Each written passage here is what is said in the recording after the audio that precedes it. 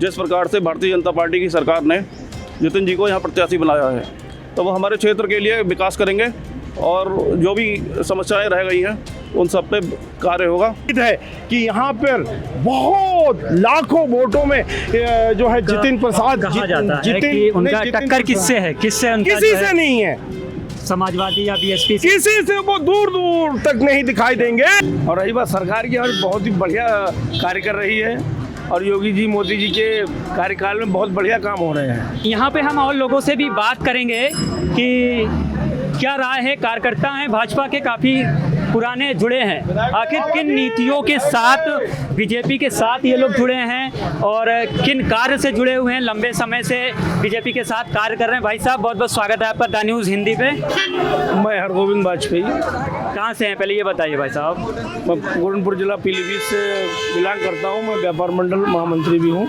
जी जी, व्यापार मंडल के आप महामंत्री हैं, क्योंकि अब यहाँ पे सवाल व्यापारी यही आ जाएगा आपसे, सबसे बड़ा सवाल मेरा, क्योंकि व्यापारी कुछ परेशान रहते हैं, कहना है कहीं जीएसटी को लेके तो कहीं महंगाई को लेके, आपकी क्या राय है इस पर? जहाँ बदलाव होता है वहाँ कुछ परेशानियाँ दिक्कतें तो होती हैं, लेकिन उसके दूरगामी परिणाम बहुत ही अच्छे होते हैं। ये जो हमें इस समय दिक्कतें लग रही हैं, ये जनरली मतलब बहुत इस समय को देखते हुए है, लेकिन जो व्यापारी जागरूक है, जानकार है, जो जीएसटी के विषय में जानकारी ले रहा है, लोग इसका बहुत गलत संदेश दे रहे हैं कि जीएसटी में परेशानियां बढ़ गई हैं और जीएसटी में व्यापार करना दूभर हो गया है, लेकिन नहीं, ऐसा नहीं है। ये बिल्कुल आप ये समझो पारदर्शिता के साथ में काम होता है। अगर हम कोई कहीं से माल लेके आते तो उसका बिल सामने वाले पोर्टल पर दिखता शो होता है कि हम माल कहाँ से लाए हैं, हमारा टैक्स कहाँ गया है। ऐसा तो नहीं किसी ने फर्जी बिल दे दिया हो। सबसे बड़ी बात तो मैं ये बताना चाहता हूँ, जो व्यापारिक परेशानियों को बताते हैं ये बिल्कुल निराधार है। और रही बात सरकार की, और बहुत ही बढ़िया कार्य कर रही है और योगी जी मोदी जी के कार्यकाल में बहुत बढ़िया काम हो रहे हैं।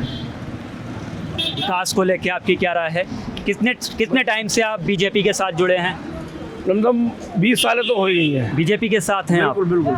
मतलब सरकार 10 साल तो सरकार में हो गए हैं, 10 साल पहले आप बीजेपी के साथ काम कर रहे हैं। 14 साल से तो 2014 से तो जो हमारे चेंज आया है सरकार का, बहुत बड़ा चेंज। एक तरफ आरोप रहता है, जनता का भी आरोप है कि सरकार में महंगाई काफ़ी है, कि जनता जो है महंगाई का हमारे मर रही, उनका कहना। इधर विपक्ष का भी आरोप रहता है, तो इस पे आपकी क्या राय है? तो विपक्ष का काम ही यही है आरोप लगाना, और जो काम करता है नाम तो उसी का होता है। अब जो साइलेंट रहेगा, कुछ करेगा ही नहीं, उसका नाम कहाँ से होगा?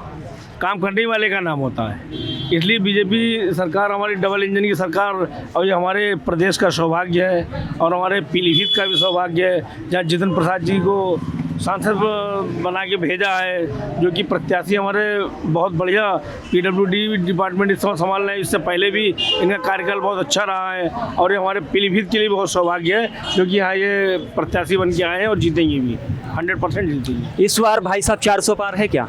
हाँ, कितना ये नारा ठीक रहेगा?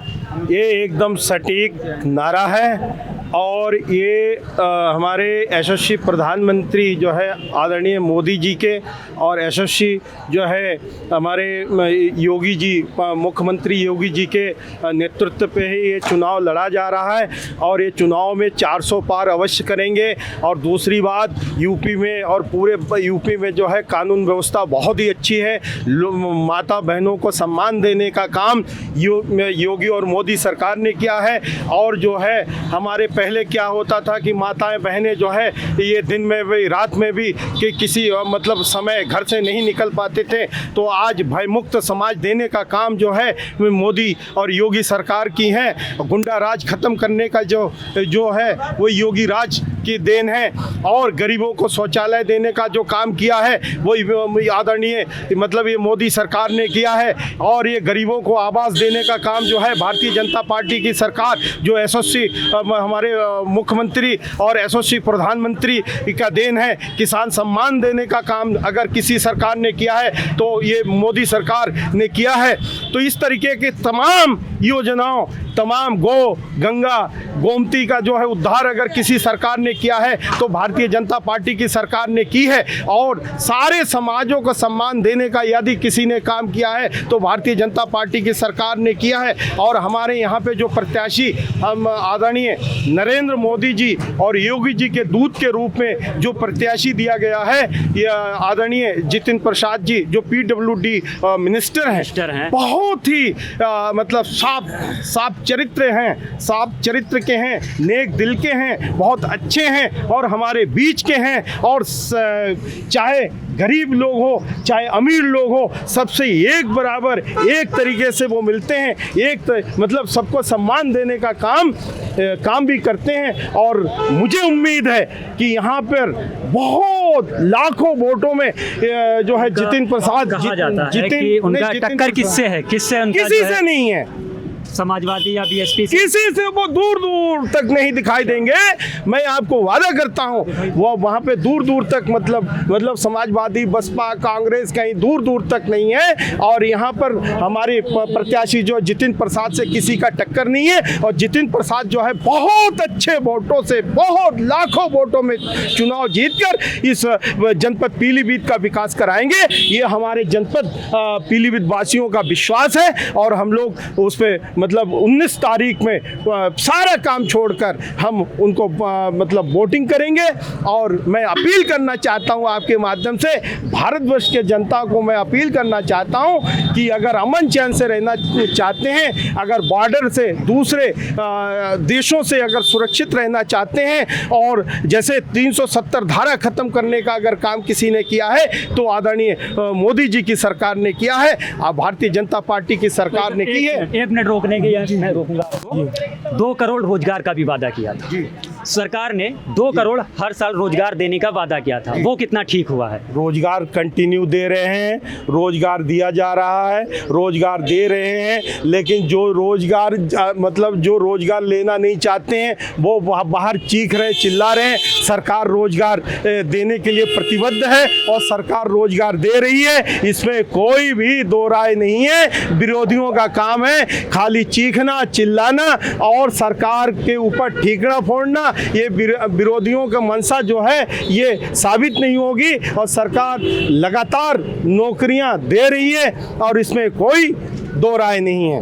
भाई साहब, इस बार बीजेपी में टिकट को लेके बड़ा घमासान मचा हुआ था कि या तो वरुण गांधी होंगे क्योंकि सांसद रहे हैं, और फिर उसके अलावा और भी चेहरे थे जिन पे चर्चा चल रही थी, लेकिन अब मैं वो नाम नहीं लूँगा।